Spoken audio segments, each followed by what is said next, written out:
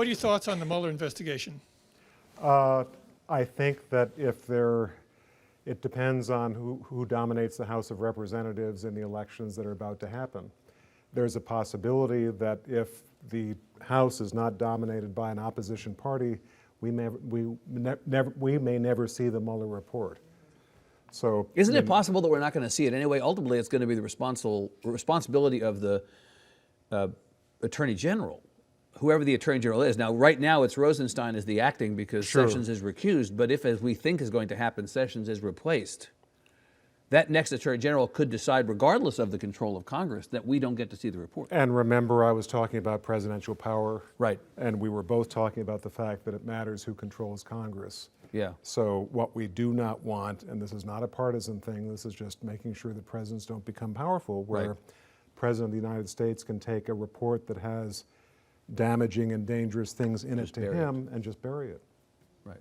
Good. We will see. Sir. Thank you. Growing up, I remember thinking about presidents and what they do for future generations. They weren't perfect, of course, but they would sign bills to provide clean air and clean water and set aside public lands for future generations. I remember those days. I'm Remember old those enough. days? I hope they come back again. They would even protect endangered species and establish environmental protection. What do you think the environmental legacy would be for this president and his administration? Well, from everything that we've seen, it would be a backlash against everything that has been done, at least back to the time of Lyndon Johnson and really back to the time of Theodore Roosevelt.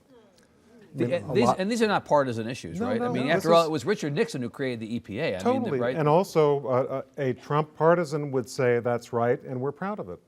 But you had said before that we'll be okay. Well, he meant us. I meant, well, all of us here.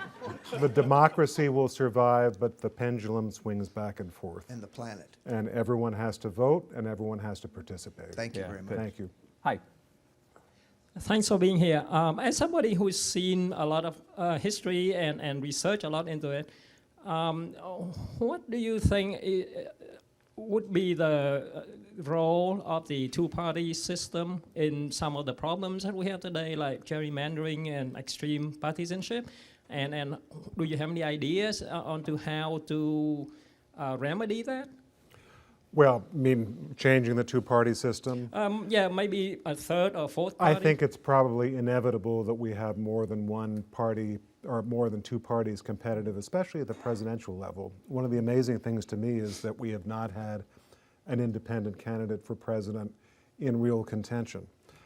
Even Ross Perot, That's exactly who I was thinking right? of. 19% was the high water mark, 19%, but as you remember, in the spring of 1992, he was running ahead. For about 3 months of right. George H.W. Bush and Yep. Bill Clinton. If you got an independent, self-funding candidate who can get on enough ballots, you can have that happen as Perot did. But of course, the two parties have a vested interest in creating mechanisms to make it harder. No question. Right? Sure. So even a Michael Bloomberg, who, as you describe, a self-funding person who would be temperamentally a moderate centrist, right. he's the kind of person who you think would do it. But even he's said, I'm now a Democrat again. Right. Right? Not to say he wouldn't decide to run as an independent. Although but I think he may have said that with the idea that you first run in the Democratic primaries, and then if you don't win, you can run as an independent in the fall, or at least threaten that. So you really think it's a possibility? I think it's a big possibility, and I'm amazed it hasn't happened yet. Okay. Thank you. Okay. Thank you.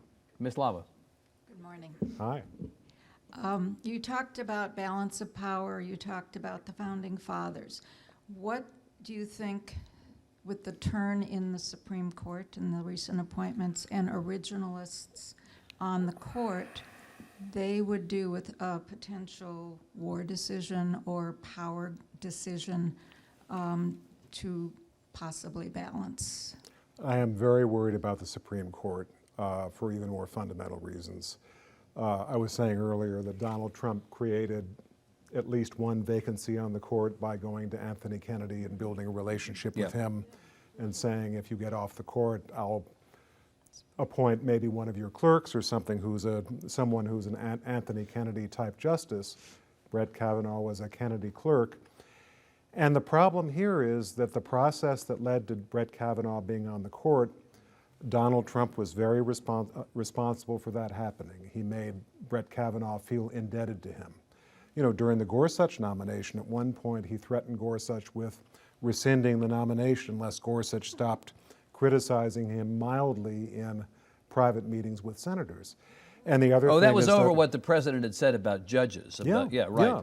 Right, yeah, that's and, right. and also Kavanaugh was closeted with Trump political people for more than a week on how to save this nomination when Right. he ran into trouble. And you have to assume that what was being said was, Judge Kavanaugh, tell us your most damaging secrets so that we can protect you. So you have Kavanaugh going onto the Supreme Court, Right. feeling indebted to Trump, possibly with secrets about his life known to the Trump people, which is not a very safe place for anyone to be. Plus, the most important thing is that of all the people that Trump could have chosen, Kavanaugh is the one with the most extreme position on permitting presidents to have too much power. They can't be subpoenaed. Perhaps they should not be investigated in office. Perhaps they should not be indicted. Yeah. Perhaps they can use pardons to save themselves. So if our liberties are going to depend on a Trump case going to the Supreme Court and Brett Kavanaugh being the person to decide a case that's sort of similar to U.S. v. Nixon, the Nixon tapes case, 1974, that makes me extremely nervous. And that's not something that change of control of Congress can necessarily no, do anything about No. because the court operates in a whole different realm. absolutely. Yeah. And to have some hope about this, you have to hope that justices are not just going to vote in lockstep based on the person who appointed Right. them. And to make this even more hopeful, Right.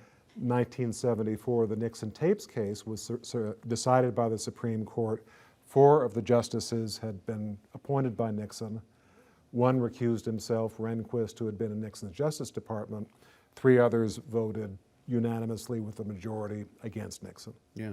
We also have to hope that Ruth Bader Ginsburg, you know, gets persistent blood transfusions, Right. actually, right? That's Right. the other thing. Last one, I'm sorry to say. Okay, yes, hi. I want to take advantage of the fact that you visited so many presidential libraries and homes. For all of us consumers of history, what ought to be on everybody's must-visit list? That's a great question. I can't choose among my children. Let's try. I love all presidential libraries equally, Have you been to all of them?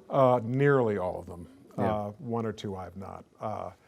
But the LBJ Library, I began coming here in Austin in 1977. I used to stay at the Villa Capri, which is long gone. Oh, yeah. You're making a lot of old Austin people happy just I'm mentioning telling Villa you, Capri. I really miss those days. Yeah. But it's a model of a presidential library, was then, is now. So I don't have to ask anyone in Austin to go to the Johnson Presidential Library. You've all been there. I think but- it's one of the #1 tourist destinations in Texas, right? Yeah, That's it. and it should be. Yeah, good. Well, it's great to be an Austin homer as your last point with us today. That's good. We appreciate true. it. Give Michael Beschloss a big hand. Thank you all. We'll see you later.